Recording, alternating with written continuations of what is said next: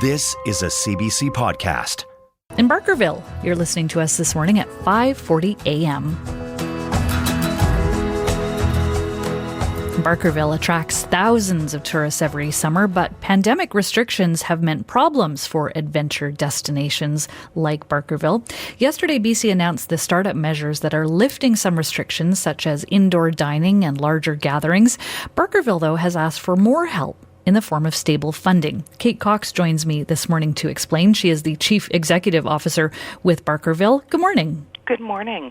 I wanted to begin with your reaction to yesterday's reopening plan. What will it mean for your ability to operate this season? Oh, it definitely helps. It allows everybody to move with a little more freedom. But honestly, we are going to stick to whatever the regs are, safest possible plans. And Barkerville is set up really well at this point with a plan for social distancing and good programming. So it's a safe place to come.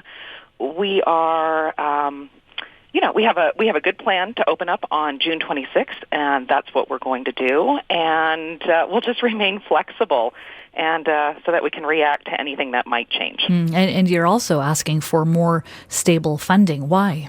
We are. Well, a general problem for all heritage sites is that we are aging buildings, a lot of wood structures,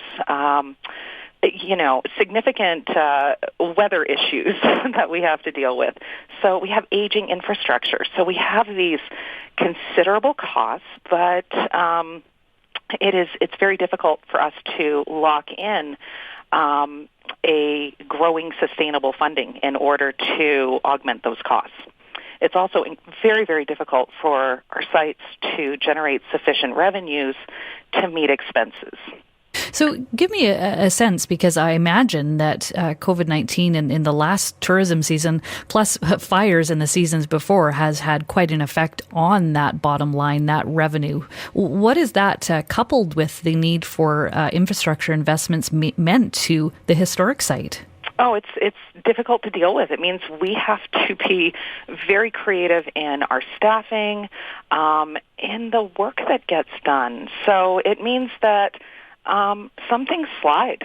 We actually have a historic building that is pushed off its foundation right now, and visitors here will see it. It will hopefully get fixed this fall, but a single building out of 125 heritage buildings that costs approximately $100,000 in order to lift that up and put it back on a foundation. That is a considerable project cost. That would be in addition to the operations funding that we need in order to operate every day. So you've put out a call with other historic organizations requesting stable funding. Have you had a response yet from the government? Heritage Branch is excellent to work with, and we will continue to work with them. I'm sure we will find a way through this. I know that both Flinrod, Forest Lands and Natural Resources, and Tourism Branch are looking at us closely. So this will progress. I have confidence that it will. And in the meantime, we have community members that have really stepped up. People love this place. We have industry partners such as Cisco Development, who runs Barkerville Gold Mines.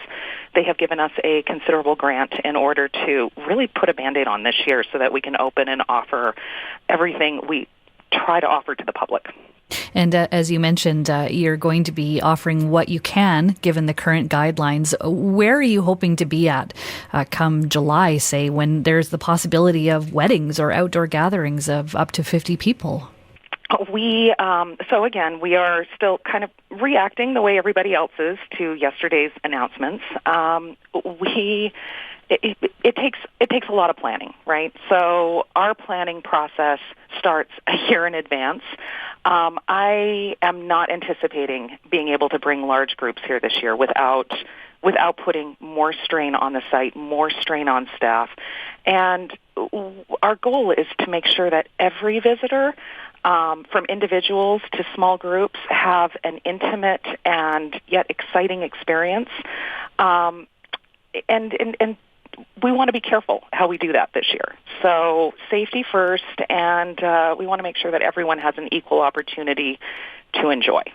Kate, good to meet you this morning. Thank you very much for talking to us about what the summer may bring for the historic site. Thank you. It will be good. All right. Kate Cox is the Chief Executive Officer of Barkerville.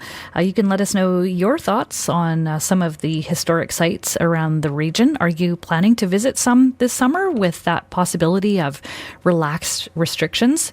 What's one of your favorites? You can let us know this morning, 1-866-340-1932. We certainly have an abundance of them here in northern BC. You can also email us, daybreaknorth@cbc.ca. For more CBC podcasts, go to cbc.ca/podcasts.